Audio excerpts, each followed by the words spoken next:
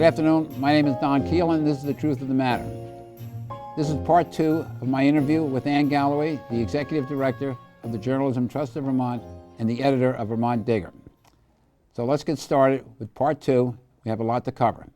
What I'd like to do now is to go back to one of the stories, one of the points you were making, and that is the assignment of reporting and what story do you cover. Mm-hmm. One of those stories has been the EB5 scandal in Vermont.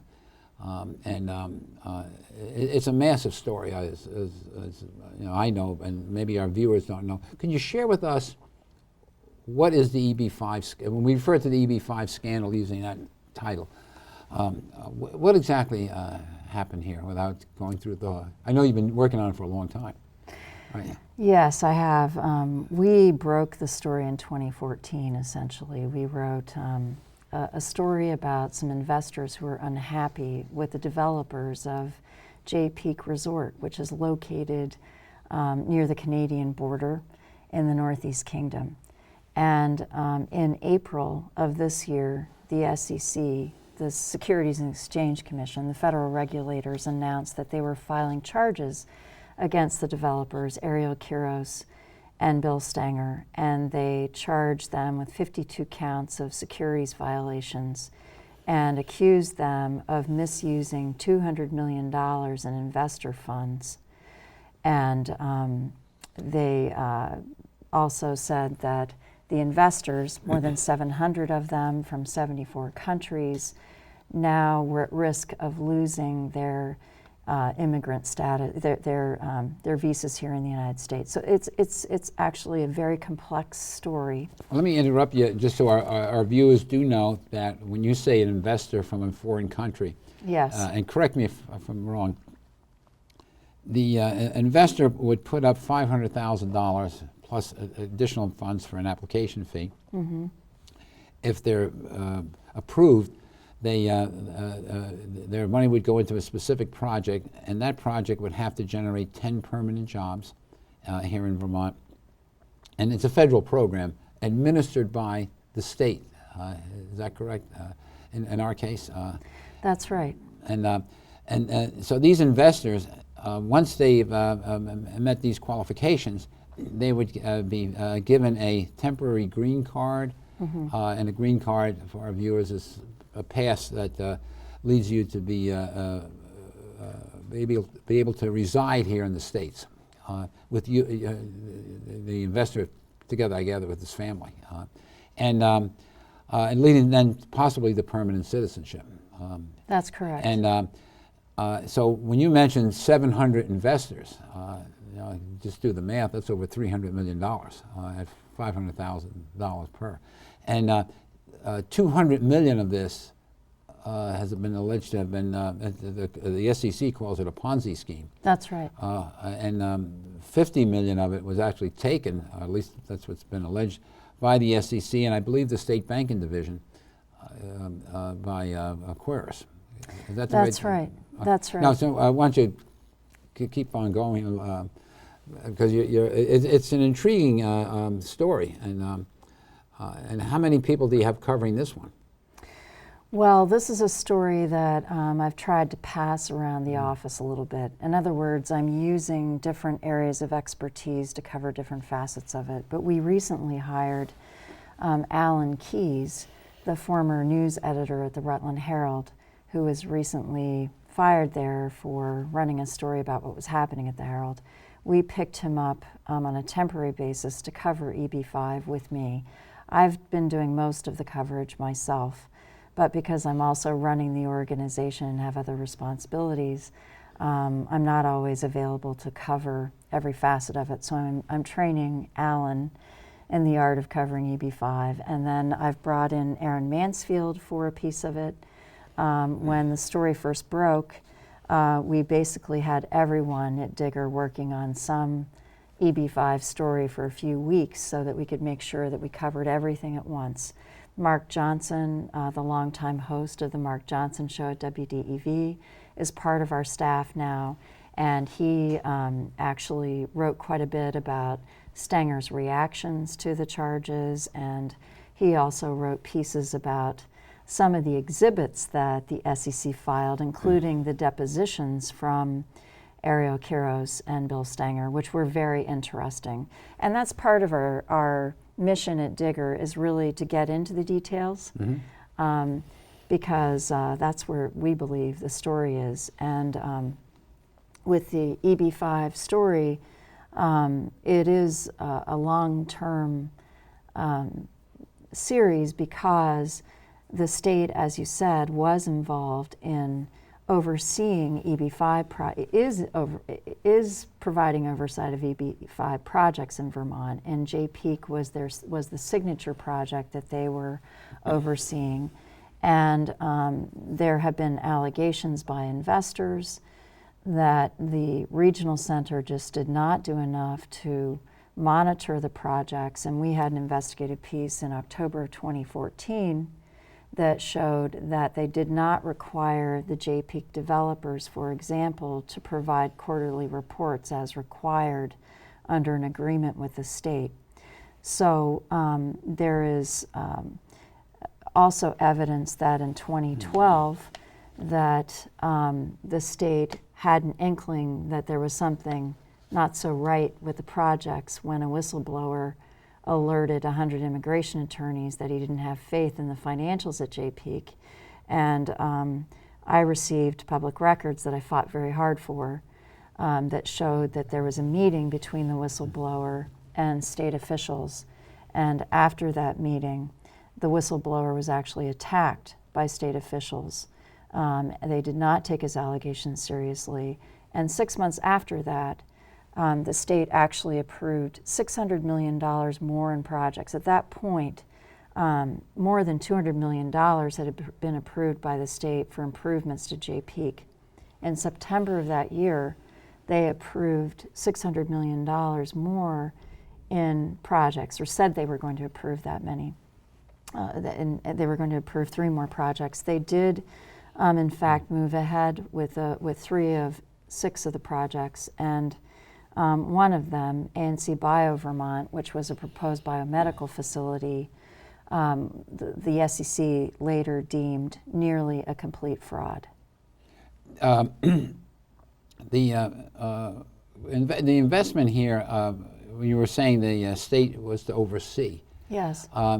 At the same time, the state was promoting these projects. That's right. I mean, it'd be like the SEC, correct me if I'm wrong, it'd be like the SEC taking a public offering from a company, which they're supposed to review and make sure it's in compliance with the securities laws, actually promoting that company's stock. That's absolutely right. I mean, it may not be the best analogy, but the thing is, the governor, members of the administration would go to various countries, if I'm not mistaken, and promote the EB5 program here in Vermont and the project itself, looking to solicit investors to come here, at the same time ensuring them that another agency of the state, or maybe that, I think at the time it was the same agency, was overseeing it. And I think you reported last year that the Agency of Commerce and Development no longer does the overseeing. That's being done by the banking division. And that came out, would you say, a lot because of the Digger's reporting? Yes. Have you been under a lot of pressure not to publish this story in the beginning? Yes. Can you share that with us? Yes. We received, through an anonymous source, some documents. You know, I told you we have a document, State of Mind. And we received some emails from investors to the state complaining about how they'd been treated by Stanger and Quiros. This was one hotel in particular, it was Tram House. And he's one of the owners, one of the partners. Bill Stanger was the CEO and president of J-Peak, and Ariel Quiros was the owner of J-Peak. And basically the investors were complaining to the state because Stanger and Quiros had converted their ownership stake in the hotel into an unsecured IOU without their knowledge. And they didn't find out about it until 10 months after the fact. And when they found out about it, they complained because They had been told by Stenger and Quiros that in addition to getting green cards, that they were going to get a return of their investment, and they were going to get a return on investment. And so they were quite upset that they had lost their investment, essentially, that Quiros and Stenger had seized the hotel, and what they will tell you is that they believe the hotel was stolen from them. So they were converted from being an investor to a creditor. That's right. Okay. Yeah, that's right. And so at the time that I was working on this story, we interviewed Bill Stenger. Me and Hillary Niles, who was working with me at the time, she's now an independent journalist in Vermont. We traveled up to Jay Peak. We got a meeting with Bill. We told him we wanted a tour of the resort. We immediately went to a conference room to chat first, and we basically grilled him for 2 hours based on what we knew from what investors had told us. And he was extremely angry and upset that we were asking him any questions about it, and told us he was going to give us more information. We said, terrific, we'd love to have more information. But we knew we had enough to go on, and we went with the story. We got the information on a Friday. We worked all weekend. We put the story up on a Sunday. We sent it to our attorney to review it before we posted it, and because we wanted to make sure we were double checking our facts, and then making sure that there was no risk of libel in what we printed. And then because I still use those old-fashioned terms like print, because I am a print person. So we published the story, and I immediately got a complaint from Bill Stenger, who said the story was completely and wholly inaccurate. And I said, thank you for letting me know. Can you point to any errors in the story? And he could not point to a single error in the story. Well, you also broke the fact that they were his operation was being investigated by the SEC. Yes. The Digger revealed that, and didn't you come under pressure from the governor or the administration, more specifically, for being critical of a major project being developed in the Northeast Kingdom, which needs projects? Well, yes. I mean, that's what attracted politicians like Governor Peter Shumlin and Senator Patrick Leahy, to this project. They wanted to see economic development in the Northeast Kingdom because it traditionally has a high unemployment rate. There isn't a lot of base manufacturing or anything like that to support the economy up there.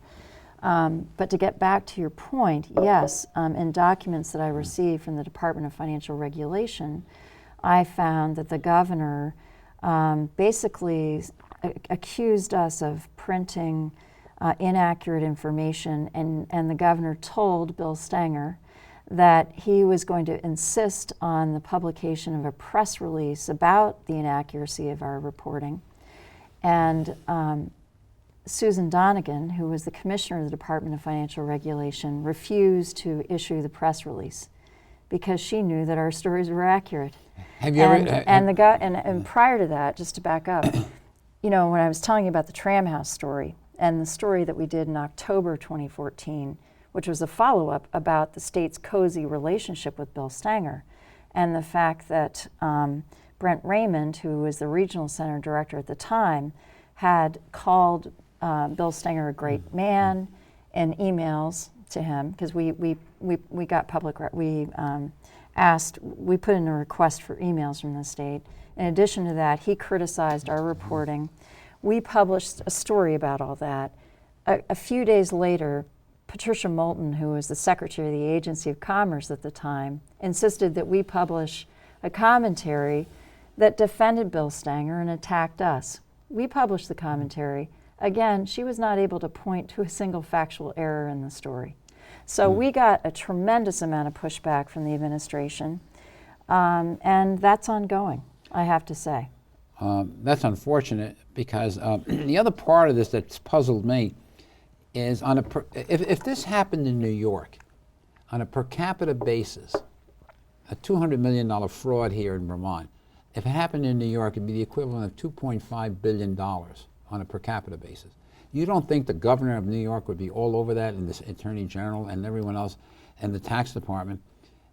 And I don't see that from the administration. I know there's some investigation going on. Of course, the SEC may have the lead.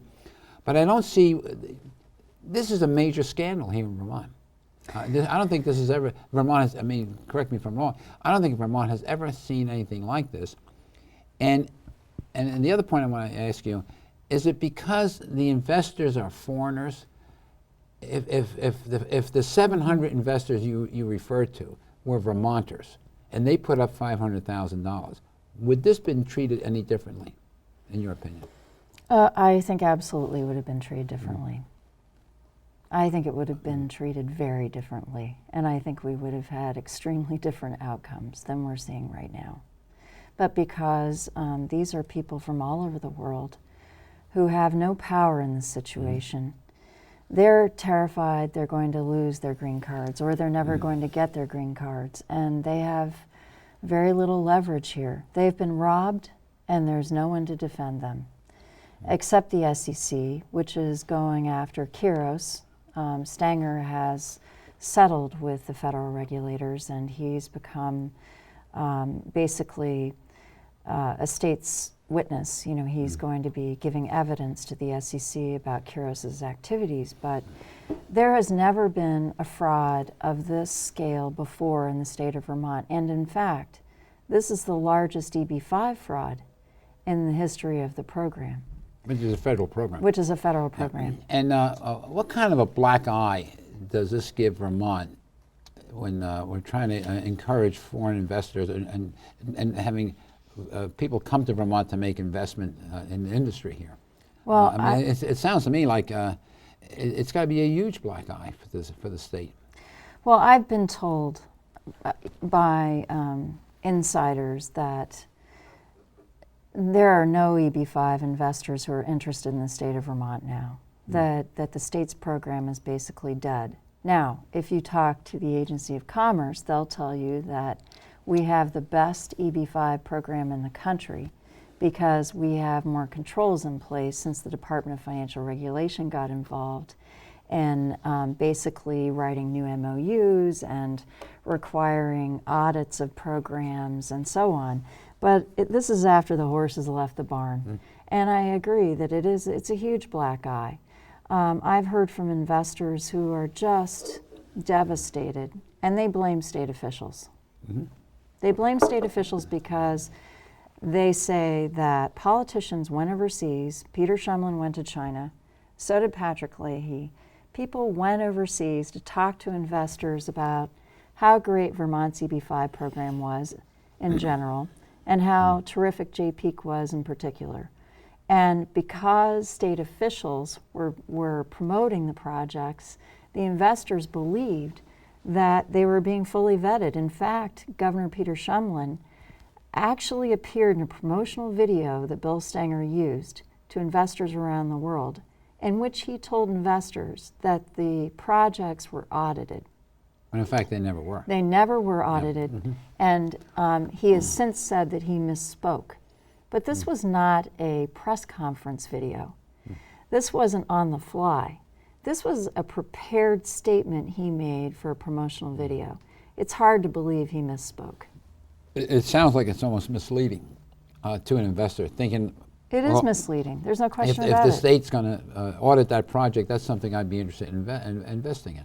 I don't want to spend all of our time on we EB-5. could. Oh, absolutely, absolutely. But the going back to the Digger's investigative reporting, which I find really intriguing, there were two other scandals. One was a real scandal, in my opinion.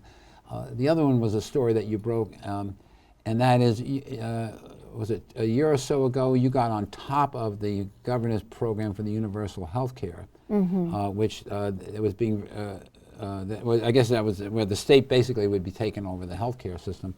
And the governor had hired consultants to figure all this out, and but it was very secretive. And then finally, I think the Digger discovered, or through your reporting, that the cost of it was going to be phenomenal, and that it would probably have to be eliminated. That's right. We broke that story actually in December of 2014, and we wanted to break it because we thought it was outrageous that the governor was keeping this process a secret. He was he formed a special business council to vet the ideas that he was bringing forward. And in my personal opinion, I believe that if the governor had basically created a public process for vetting his ideas and helping people understand where he was going, that he could have generated some support in the business community for it. Mm-hmm. And there could have been a give and take of ideas that could have led to a more successful outcome. But instead, what happened was we ended up pursuing this as an investigative piece because he kept it secret. And state funds were spent on it. Oh, yes. Quite a bit of state money. That's right. Was being spent on this. Several $million, yeah. Another one, which it's unfortunate, occurred over in Burlington, and that was at the college. Yes. And the Digger broke that story in many respects. Can you share with us what happened there at Burlington College? Yes, well, years ago, in 2010, 2011, Jane Sanders, the wife of Senator Bernie Sanders, unveiled an ambitious plan to expand the college, to more than double the number of students at the college, and to acquire a very valuable piece of property that happened to be up for sale. It was owned by the Roman Catholic Diocese of Burlington. And this property happens to be on Lake Champlain, hence its value is very valuable at the time. The city of Burlington had valued it around $17 million. It was 27 acres. It had an orphanage there, some administrative buildings. And our understanding through our investigation showed that Jane Sanders had asked for pledges from donors to purchase the property. Those pledges, many of which never materialized, and she was able to purchase the property at a reduced rate. I believe that she was able to get it for about $10 million. My memory might be failing me there, but I think it was between $7 and $10 million. It was $10 million is what they paid for it.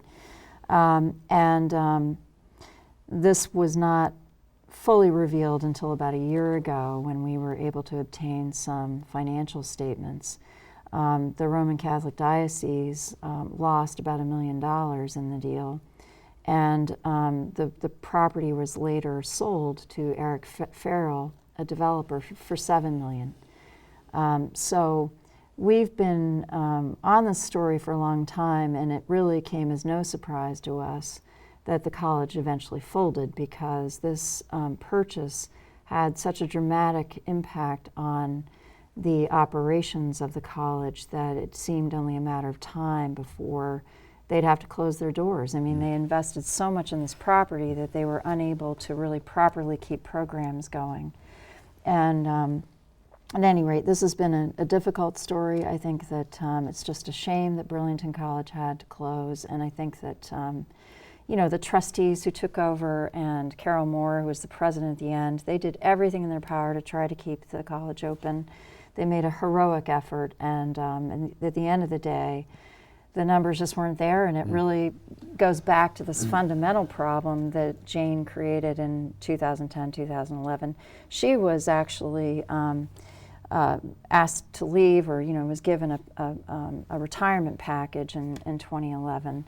So the problems kind of ensued shortly after that, when her successor, Christine Plunkett, just couldn't generate the money to do it. And then, of course, in 2014, Christine left, and under duress, and our reporter, Laura Krantz, really helped to break that story. And I think that ultimately her departure was because of Laura's reporting at that time. So and Carol Moore, the current president, she's somewhat come out public now, sort of confirming a lot what you've said, what your folks have uncovered. That's right. And she came out with an opinion piece that was in the Chronicle of Higher Education. And I don't want to get you do so much in so many areas. And I also know that you have a difficult time sometimes getting information, And then you Yes. have to, under the, what do you call it, the Freedom of Information Act, and you have to go into litigation in which to get that information. Why is it that if government is saying they want to be so transparent, are people in the news media, such as the Digger, having such a difficult time getting information? I can understand where something, in a contract negotiation or what have you, that, you don't want to compromise the state's ability to negotiate. But so much of this is, has time has elapsed. It should be made available to you. Why do you have to go into court to get the information? And I'm sure that's expensive. Well, we are actually embarking on our first lawsuit. Hopefully this week we are hoping to sue the Agency of Commerce and Community Development over some records that, should be made available to us. But the reason why this happens is because people in government apparently have something to hide. Otherwise, they'd give us the information. It's pretty straightforward. If they didn't have something to hide, they probably would be more willing. Let me, because soon we'll be running out of time here, and that is a couple of things I do want to get in. And one is if someone's down here in southern Vermont and they want to become a reader of the Digger Yes. On a daily basis, how do they go about doing that? And it is free, is that correct? That's right. It's free to can you- subscribe. Can you tell us quickly how, and we're going to have some material up on the screen for the show on that, but Great. maybe you could tell us, just go online to the VTDigger. That's right. .org, right? That's right, VTDigger.org. And there are two ways to subscribe. If you scroll down on the home page, there's a little black box on the right-hand side that says Get the Daily Digger. And so you simply choose the Daily Digger or the Daily Digger in the weekly wrap-up, and you simply put your email address in a little box, and you'll automatically start getting the Daily Digger. The other option is to read a story on the Digger, and there's a little pop-up box that does the same thing. It invites you to get the Daily Digger, and all you have to do is put your email in a little box, and you'll start getting the email every day. But and I'm glad you mentioned that, one of the attractive things about the Digger is on these stories, whether they're news stories or commentary, such as what I do, you as a reader can comment on that story and have That's it published right. in the Digger. That's right. And get your voice heard. That's right. Which is really amazing, because one of the big criticisms in many of the newsprints is that many of the stories, because they didn't have enough ads to cover more pages, they weren't published, called the letters to the editor. Mm-hmm. In your case, it's called comments, I believe. And, That's right. the Digger is looking to do even more than what you're doing now. And you were saying energy, education, health, and so forth. You don't cover right now obituaries, social news, school district news, and is that something you're going to plan to do in the future? Well, we do plan to have an obituary section down the road, hopefully sooner rather than later. We also plan to have special sections that may be organized around particular areas of the state. We all enjoy living in Vermont, and sometimes, my husband and I come down to the Manchester area, and we know the area pretty well, but gosh, it'd be great to learn about all the hiking trails, or where best to bike, what some of the best affordable restaurants are in the area. And so I'm thinking about creating a little regional guide online that would help people find the neat things there are to do in each region. So that would be one project. Another project that we're finishing up that I think your listeners and viewers will be interested in. We have two projects that are related. One is we are creating a general election guide. We had a primary guide that was very successful. That was our sort of template for this larger guide, which includes all House and Senate candidates for the legislature. So you'll be able to find the people who are on the ballot in your area through this guide, and then you'll also see all the statewide candidates. We're including biographical information, any online information such as a website that a candidate might have, or Twitter and Facebook information, And then we're also asking candidates to give us 3 reasons why they're running. So it'll give viewers an opportunity really to find out more about who's running and why. And in addition to that, we're working on a campaign finance database. This is something that we've been in the throes of doing now for about 6 years off and on, and we're hoping to launch that in a couple of weeks. And through this, you'll be able to see who has donated to candidates and how much candidates have brought in, whether the donations are from in-state, out-of-state, from businesses, individuals, et cetera. I mentioned how to subscribe to the Digger. Yes. It also will show you how you can donate to the Digger as well. That's right. And we're about out of time, and but if you had the luxury of working on one story, right, just you, what would that story be today? EB5. And why? Well, because in very brief, and you have 30 seconds. well, because it's the biggest story of the century so far. Mm-hmm. You feel that way? Yes, I do. Okay. Well, thank you for being here, and on behalf of all of us here at GNAT, we want to thank you, and good luck with the Digger. We think it's going to be a great resource here in Vermont. Here's our Wounded Warrior Challenge coin for this year. Oh, thank you. Thank you so much. Appreciate you taking that. Thank you very much. Thank you, Don. And thank you all for watching, and look forward to having you on the next show. I'm Don Keelan. This is The Truth of the Matter.